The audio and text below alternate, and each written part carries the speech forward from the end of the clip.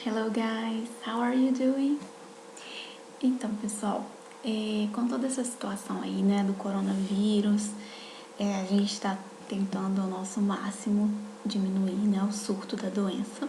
Então, eu espero que vocês estejam bem em casa, junto com seus familiares, e que vocês estejam seguindo todas as recomendações para que a gente consiga vencer essa batalha. Tenho certeza que a gente vai conseguir. E para que vocês não fiquem prejudicados, para que a gente não fique tanto tempo sem ter esse contato, né? A gente optou por fazer as videoaulas e enviar para vocês. Só que a gente precisa também da colaboração de vocês, né? A gente precisa que vocês assistam essas aulas, deem um feedback pra gente, porque a gente sabe que as primeiras não vão ficar assim tão boas, né? Então a gente precisa que vocês deem sugestões, deem um retorno pra gente com relação a essas aulas. E é claro, a gente precisa que vocês façam as atividades direitinho pra gente conseguir, né, ter essa troca. Então, no 7º ano, na última aula, em uma das turmas eu sei que eu já corrigi, mas em outra turma ainda não. A gente parou na página 17 do livro e, como eu só passei a matéria no quadro para vocês, agora eu trouxe uma apresentação para que vocês fiquem com esse conteúdo salvo aí também, tá bom? Então, a gente estava vendo na última aula os Comparative Adjectives. Vamos combinar outra coisa. Falei aqui em português, né, até agora, mas a gente vai tentar ao máximo usar a língua inglesa, ok? So, let's start from now on. Last class we were talking about comparative adjectives, and I told you that there are two kinds of adjectives, the short and the long ones. And to form the comparative adjectives form, we need to put something at the end or at the beginning of this adjective. So let's start here with this presentation. Here we have the rules about the regular adjectives, right? So, example, the desert is drier than Africa. Guys, please stop talking about deserts. So here we have this adjective in bold, right? Drier, and it represents the class of short adjectives. So here we have some examples. Slow and warm, both are short adjectives. And how do we form the comparative form for these adjectives? We add er at the end of the adjective. So, for example, a turtle is slower than a rabbit.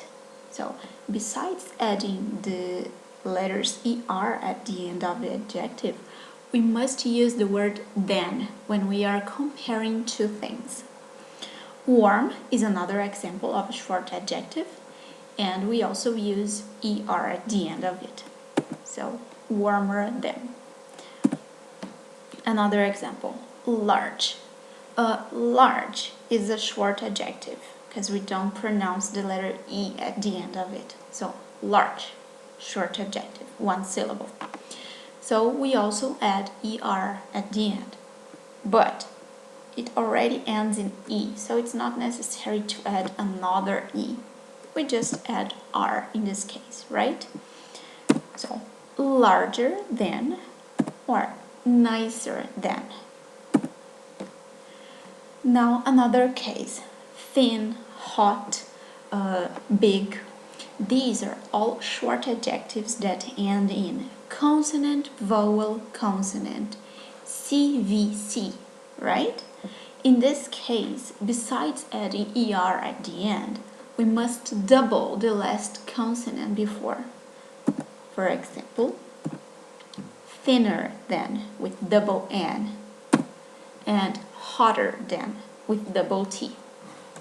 Now we have another specific case in which the adjective ends in Y. So, example, funny, heavy, pretty, okay? These are all examples of this kind of adjectives. In these cases, we must drop the letter Y and add IER at the end. Sorry, guys. So, funnier than and heavier than with I instead of Y, right?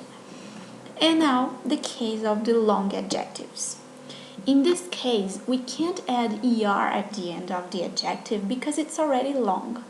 So instead of it, we add the word more before the adjective and the word than after the adjective. For example, beautiful.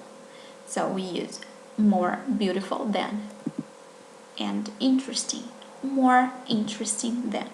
Okay, so let's take a break now so you can study these adjectives.